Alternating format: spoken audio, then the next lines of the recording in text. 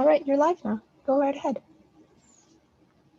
Good afternoon, everyone. Thank you very much for having the time to join us. My name is Dan Cercelli, and with me is Noah Campbell from Wave Direct. And thank you, everyone that's participating in the 7-week challenge, and from Vincent Massey Secondary School. And a special thank you to Yuchi for inviting us to participate. And with that, we will get started. So go ahead, Noah, if you want to move us on to the next slide. So Noah Campbell, I've known Noah now for a couple of years, maybe even up to 3 years. And Noah and I have participated in a lot of different, all sorts of different meetings and sessions that we'll have with different organizations across the Windsor-Essex region. Organizations like Economic Development, We Tech Alliance, participating in university projects and programs. And basically at these meetings, these conversations, they're always hovering around how do we build up a technological hub in the Windsor-Essex region. And there's a lot of elements to building that up, and that's why we have all of these variety of different meetings. And so when the opportunity came to present at this event, at the 7-week challenge, and talk about security and talk about privacy, I thought, let's do that. And I'm going to reach out to my good friend Noah and get him to participate with me. So I've got a few questions for him we put up on a slide. I'm going to read through those. He's put some questions together on a slide. I don't think he's thrown me too many curveballs. But Noah, you've been, again, we've known each other for a couple of years now, and we've been engaged in all different sorts of things. But I've never really known what really got you interested in technology. And of course, I've heard you talk about some really fascinating and interesting placements. I thought that would be some great stuff for you to share with this group. And then, of course, let's get a little bit deeper into our subject matter today. Let's talk about how critical it is to be considering cybersecurity, regardless of what technology that we're engaged with, whether that's application development, whether that's web development, whether that's networking, et cetera. There's so many disciplines under the umbrella of technology. How important is it to always have cybersecurity as part of that consideration? And then, I always think it's a great story. Go ahead and tell everybody the path that's now landed you with Wave Direct. So Noah, I'm going to hand the microphone over to you. Perfect. Thanks, Dan. Good afternoon, folks. Thanks to the Massey Hacks team for putting this together, and thanks to each of you for taking some time out of your Saturday to join Dan and I to talk about super important stuff, both pertaining to connectivity and cybersecurity. I'm as Dan said, I just recently graduated from the University of Windsor, so of course I have it hanging up there because $50,000 and 4 years later you want to put that up on the wall. Just finished in August is when I finished the coursework. I formally graduated, walked the virtual stage in October. So not too long ago, I was where you folks are, participating in hackathons and events as university and high school students, getting geared up for the real world and my real job. Worked in a variety of different areas. Right now, like Dan said, I'm working at Wave Direct Telecommunications. So we're an internet service provider located in Leamington, Ontario, so not too far away from Windsor. I'm broadcasting live from downtown Windsor, not too far away from Dan's office. I see beautiful Detroit skyline from where I'm at, so great to be here. What really got me interested in technology was seeing the future, if you will, and knowing that there would be a role for me in technology because there's a role for everybody in technology, right? Every company that we see is turning into a tech company. And when we look at cybersecurity in particular, there is over 4 million unfilled cybersecurity roles in North America alone right now, which means everybody in this Zoom and in this YouTube Live, everybody here and everybody could get a job in cybersecurity right now because there's that many unfilled roles and there'd still be millions left over if we did that. So the security of knowing that I would have a place in the world when it comes to technology is really what got me engaged and involved and excited about it. And then as I really started to explore it, finding something that I'm passionate about and knowing that I could still do that in tech. So not only could I have a job, but I could actually enjoy the job. How rare and how cool is that? So that's what really got me interested in technology. Not the specific technologies or anything like that, but just the sense of belonging and the sense of opportunity. So, with that, there came a lot of interesting placements and opportunities. So I, like I said, started out at the University of Windsor. My first actual legitimate co-op was at the University of Windsor. I was making websites for them, and I never forget that because that's like the first real job, first real experience in an office. Before that, I worked at a grocery store for 5 years just to help pay for school and to get some, work experience. But the first real in-office job was in the Faculty of Graduate Studies and the Office of Quality Assurance at the University of Windsor. That was a great first experience, but I needed something, I wanted to expand upon that. So that brought me to BlackBerry. Maybe you used to have a BlackBerry phone, probably not, because this group is a little bit younger than me, but your parents definitely did. They definitely had a BlackBerry phone, but BlackBerry has now transitioned from the phone provider to the largest cybersecurity company, and that got me super excited, being able to work at the world's largest cybersecurity company. So there I created training content for 16 out of 20 G20 governments. On my third day of work at BlackBerry, I was training the United States Air Force in cybersecurity best practices, which was such an amazing experience for a second year, third year student at university to be able to actually do. Was phenomenal. So I lived in Waterloo for a period of time and did that, and transitioned from that role into a part-time role when I came back to Windsor to finish school. Part-time role with BlackBerry's recruiters, and actually was recruiting students to work at BlackBerry. And eventually landed working with the VP of, her title at the time was Vice President of Business Operations and Strategic Accounts.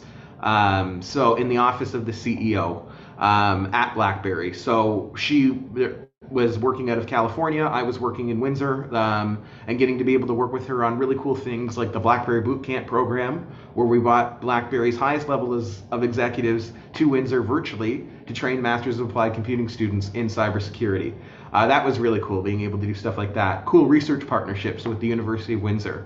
A variety of different things there. That really got me excited. Got me excited for cybersecurity, got me excited though for what our region as Windsor-Essex has to offer. How critical though is it to consider cybersecurity within any discipline of technology? You may think that cybersecurity is just one chunk of computer science. That's true and it's not, right? We know that cybersecurity now permeates all levels of technology. And I don't want to steal Dan's tagline, so I'm not gonna, but he's got a very good tagline that will help you remember this.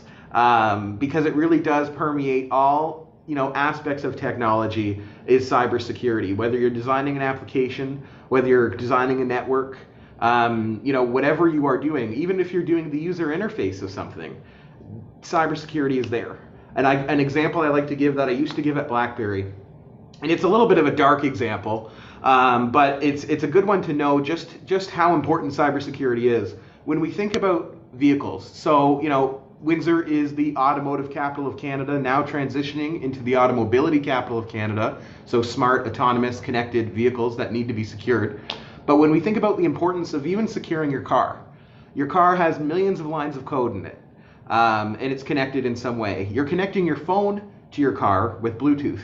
Hackers now are targeting you for even simple stuff like that.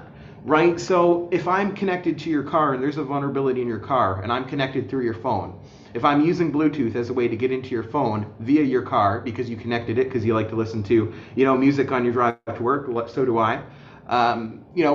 If you don't have the proper security in place on the car, I can use your connection to your Bluetooth because you've opened a door for me into your phone. I'm into your phone, I'm into your car. Great.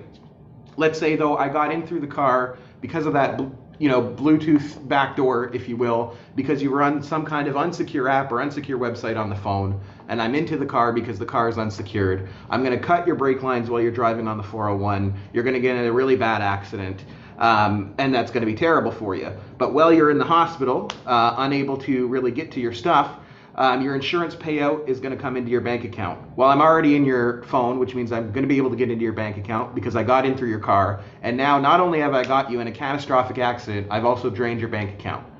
And just like that, by one small vulnerability, because I wanted to listen to my Beyonce album on the way to work, I'm into your entire life. So the importance of protecting all aspects of the individual's life are so critical. So in whatever you're doing when it comes to computer science, whatever you're building or whatever you're working on, there's always a consideration for cybersecurity, and that's only going to grow as we connect more things to our networks. So it's really critically important for everybody taking an understanding of computer science, or anybody as a practitioner of this technology, to have an understanding of cybersecurity.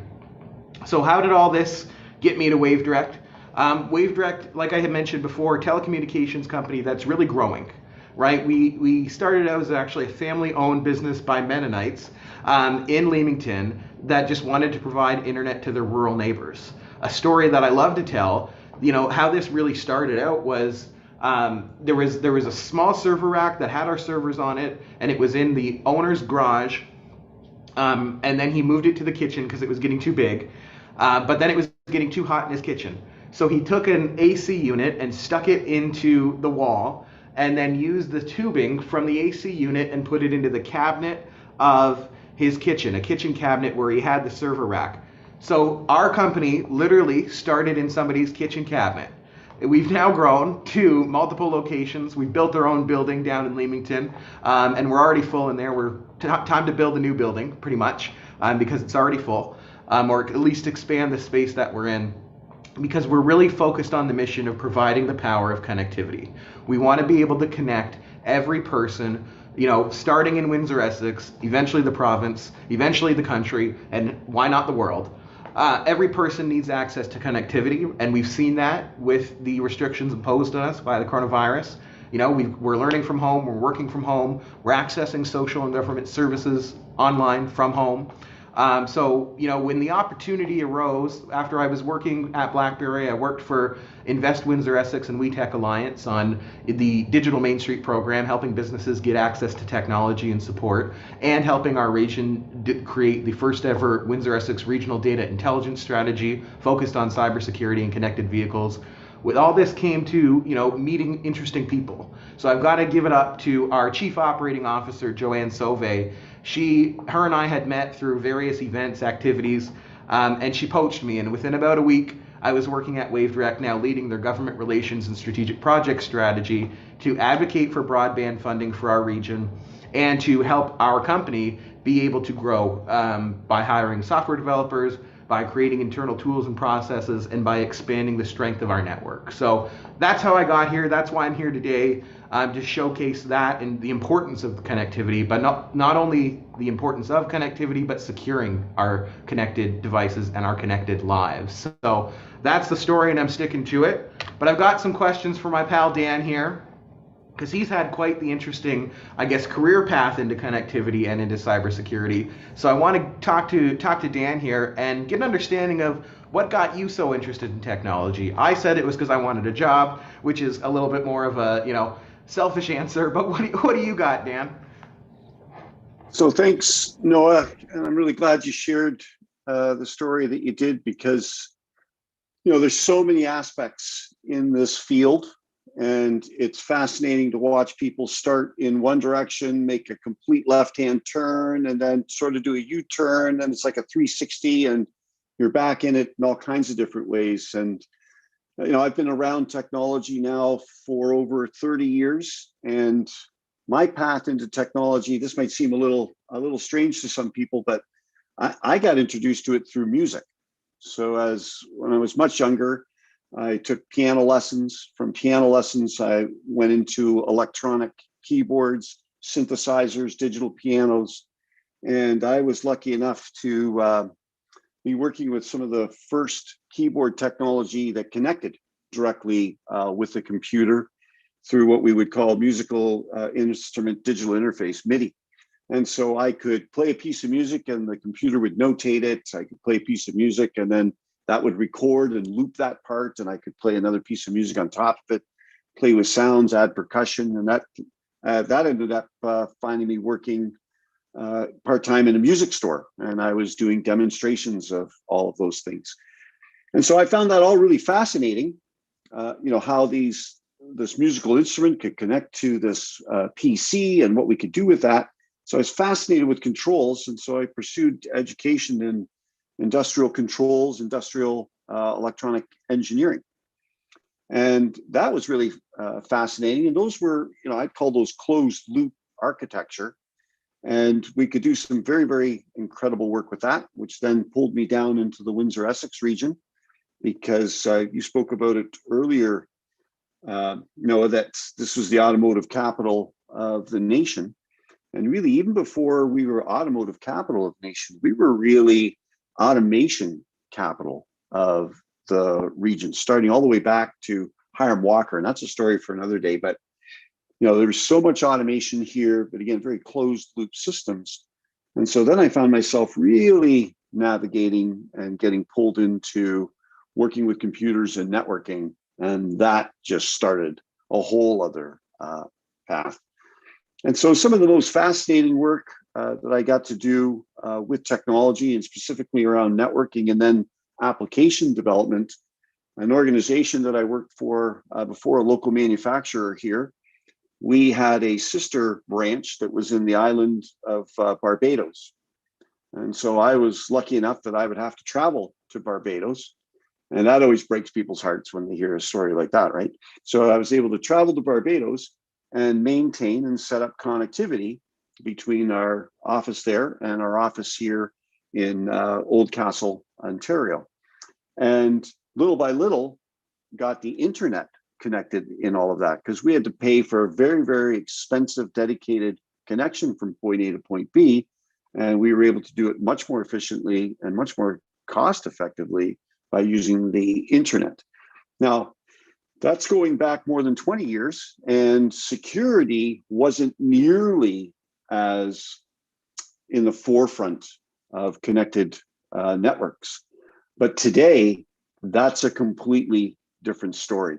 And even if you had asked me about 5 years ago, how important is cybersecurity, and specifically in the world of networking, I would have said it's important, and we're really working to develop security strategies and security profiles in a networking world. You asked me that question today, like you've got it up here for me, Noah, and I will tell you that these things are tied for first.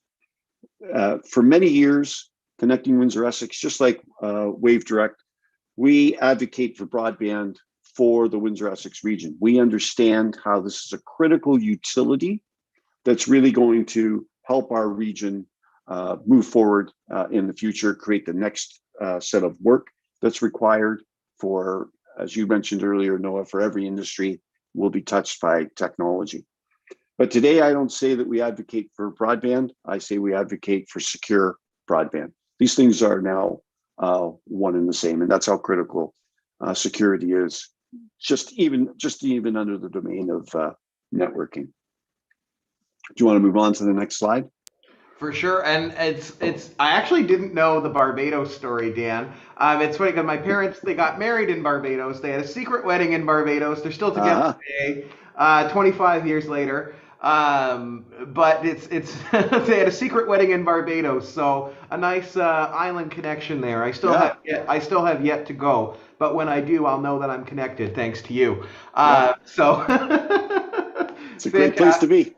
Fantastic. No, love it. But taking a look at, I love this graphic. We were talking about it before we started, and perhaps you can touch on it a bit, but I love the idea of this mirrored relationship between security and privacy. Elaborate on that for us. Yeah, so, you talked about your education and the work you did to continue to introduce cybersecurity strategies, cybersecurity policies, cybersecurity applications in that.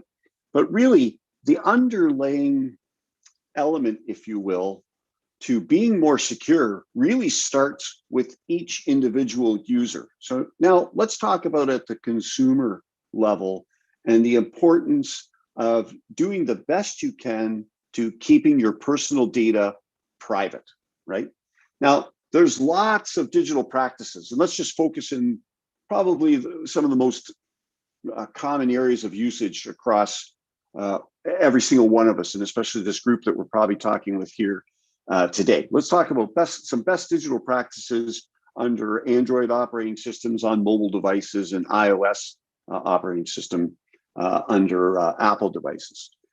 Some of the top 3 digital practices I would say are, minimize the applications that you have on your mobile devices. And I'll be completely candid here. When I got my first mobile device and I logged onto an app store and I saw, look at all these free applications, I was just fascinated with this, downloading all kinds of stuff, setting up all kinds of, user profiles and email address and a password and all that sort of thing. And then I started to realize, hey, I've set myself up to be in a dangerous situation, especially using a password more than once, because that was easier to remember. So I've since become considerably more disciplined. And if there's one practice I would encourage everyone to do, is take a hard look at all the applications you have on your mobile devices and work to minimize them. Next excellent practice is get yourself a password manager, allow them to make complicated passwords for you. And if you are using any password more than once anywhere, I couldn't encourage you enough, change it.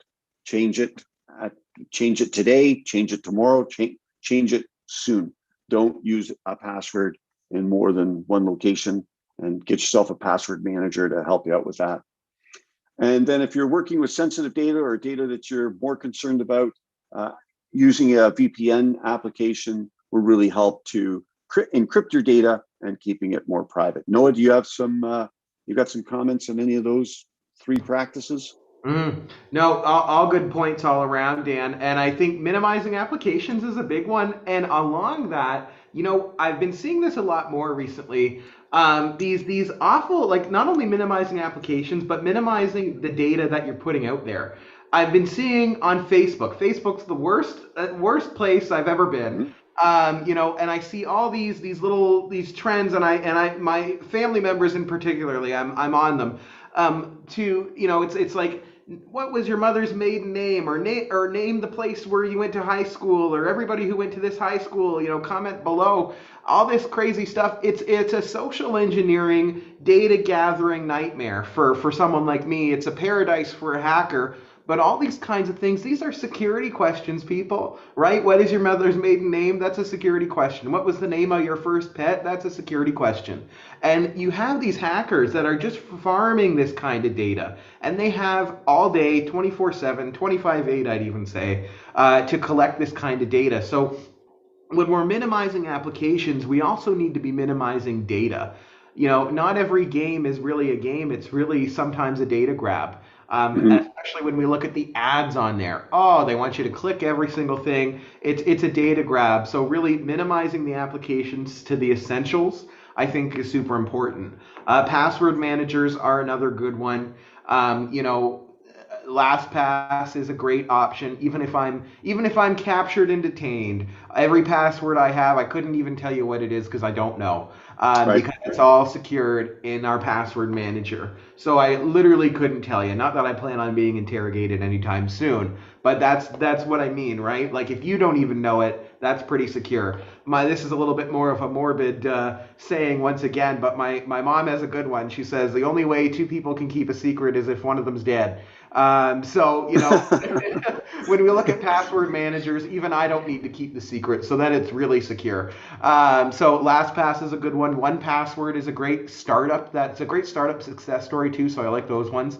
They started as a small company just geared towards securing people and helping individuals. Now it's a multi-million-dollar conglomerate.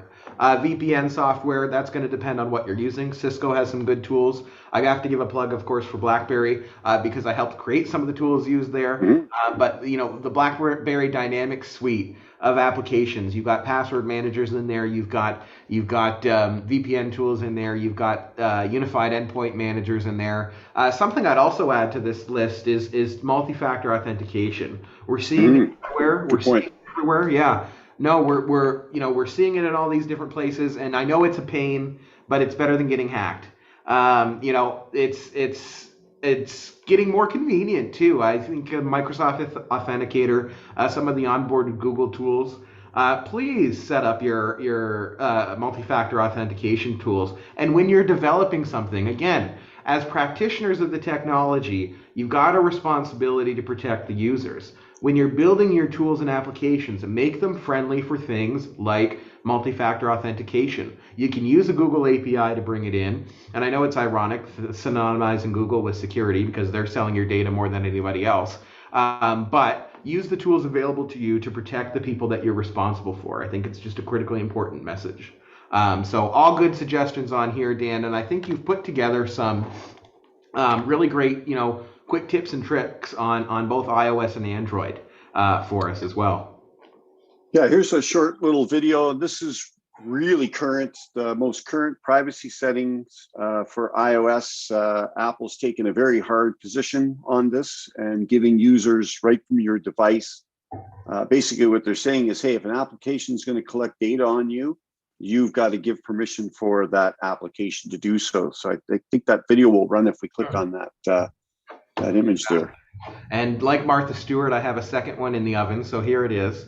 Perfect. And I'm going to go ahead and click that. If you don't hear sound, interrupt me. It's the new app tracking transparency prompt. You can hear the sound, we don't see it. A choice on how apps... Oh, you do hear the sound, you just don't see it? That must be my share. Apologies, folks. I'll go ahead and reshare. Use and share your data. Perfect. When you're using apps on your iPhone, you may start to see this. It's the new app tracking transparency prompt. It's a feature that gives you a choice. A choice on how apps use and share your data.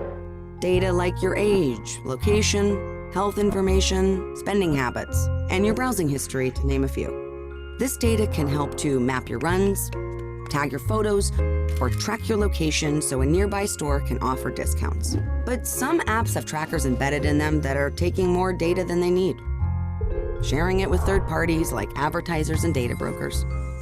They collect thousands of pieces of information about you to create a digital profile that they sell to others. These third parties use your profile to target you with ads. And they can also use it to predict and influence your behaviors and decisions. This has been happening without your knowledge or permission. Your information is for sale. You have become the product.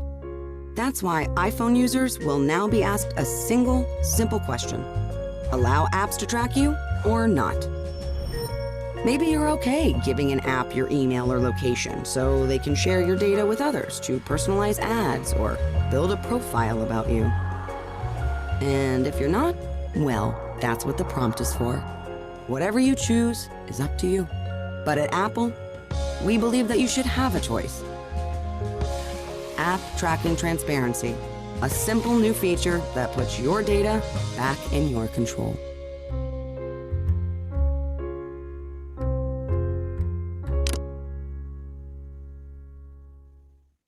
Fantastic. And I mean, that's so new and relevant that I literally got the update this morning. Because I got the prompt today and I said, oh, what's this? And it was perfect timing for today's discussion. So, and that's another good point too, though, the point of keeping your stuff up to date so you can get those security updates. It's not just a, I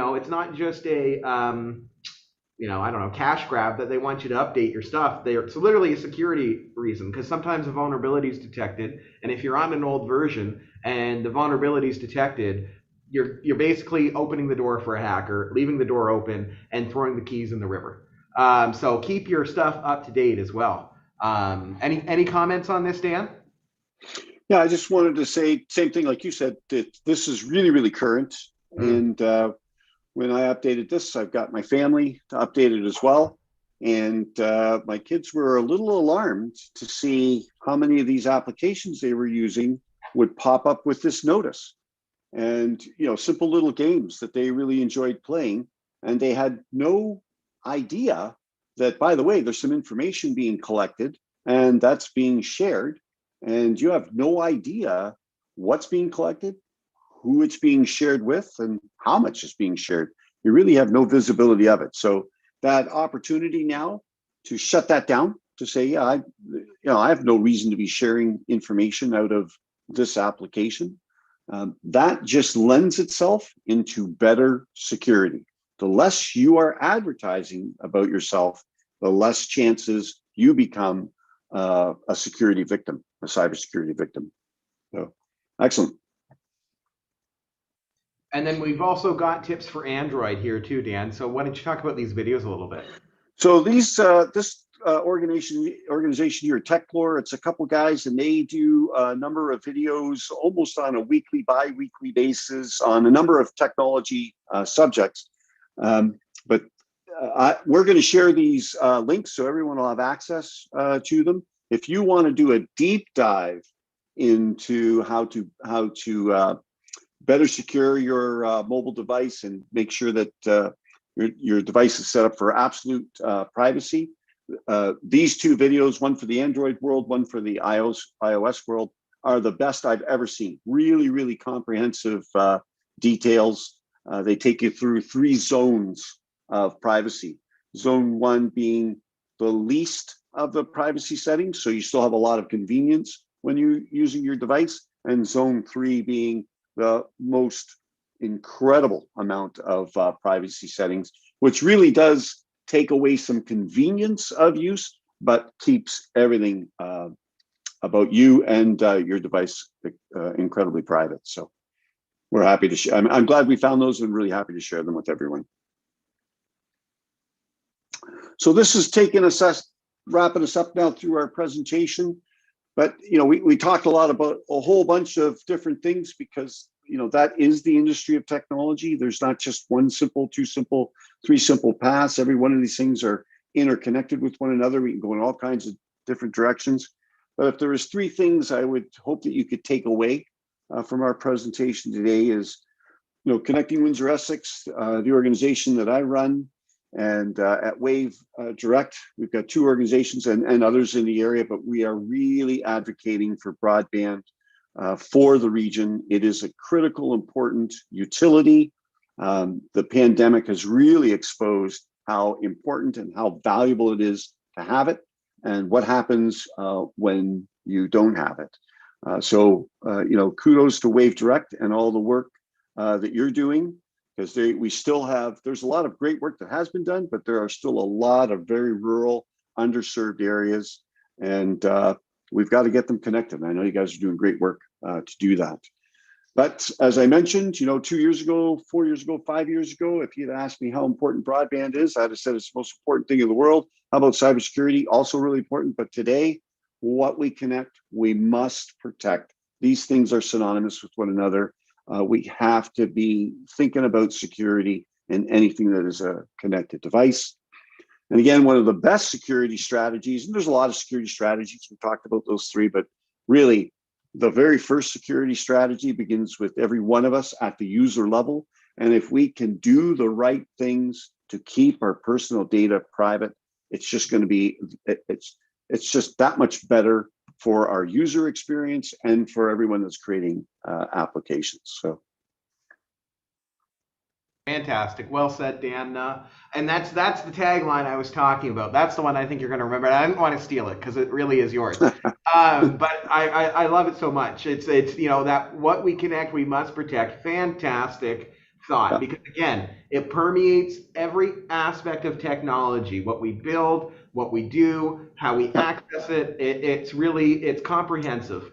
So that's a really good point to hit home. If you remember nothing else from anything Dan and I have been saying, remember that what you're connecting, you've got to protect because it's so critically important to the work that's going on both here and around the world. So really fantastic. So that brings us to the end here, Dan. So of course we want to give a shout out to Massey Hacks and their 7-week challenge, and as well as the Vincent Massey Secondary High School. I want to give a shout out to you and to Connecting Windsor-Essex for putting a lot of this together. Really, Dan did the work here. I just showed up and looked pretty. And of course, a shout out to my friends at Wave Direct for all the work that we are doing and continue to do to provide the power of connectivity to everybody in our region. So really, really big shout outs all around.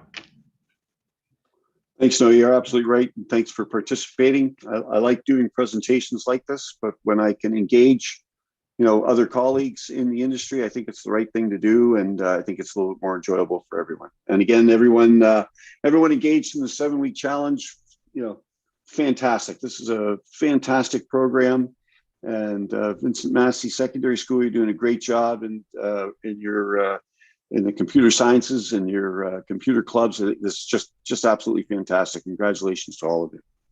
Terrific. And with that, I'll pass it back to the organizers for any closing remarks, and I'll go ahead and get rid of the screen share there.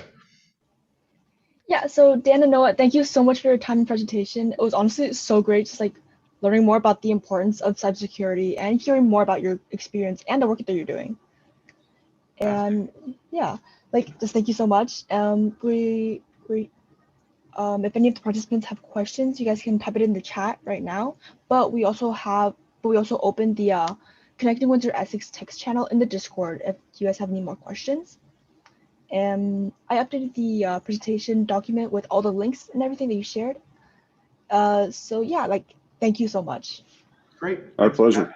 Thanks for having us. Okay. Barring any questions, we'll keep an eye on our Discord. But otherwise, have a great rest of your Saturday, folks. Have a great weekend. And of course, good luck at Massey Hacks. I think that's starting on the 11th. And good for you for competing in that. I'll just share a quick thing before we head out. I mean, just hired a student who just started this week. He participated at our Border Hacks Hackathon. It was the first year of his first semester of his undergrad, and it was his first hackathon. He did such a phenomenal job at that hackathon that we at WaveDirect hired him. So just because he engaged with it and submitted a really great submission to his challenge. So really goes to the power of participation and working at these hackathons. And engaging with those. He ended up winning, I think $2,500 and also got a job out of it. So, shout out to you folks for being engaged with that early. I think it's really going to pay off. But fantastic. Okay, we're going to head out and have a great rest of your day. Thank you. You too. Have a great day. Thank you. Thanks, everyone. Bye, Thanks, everyone. Noah. Thank you. I know.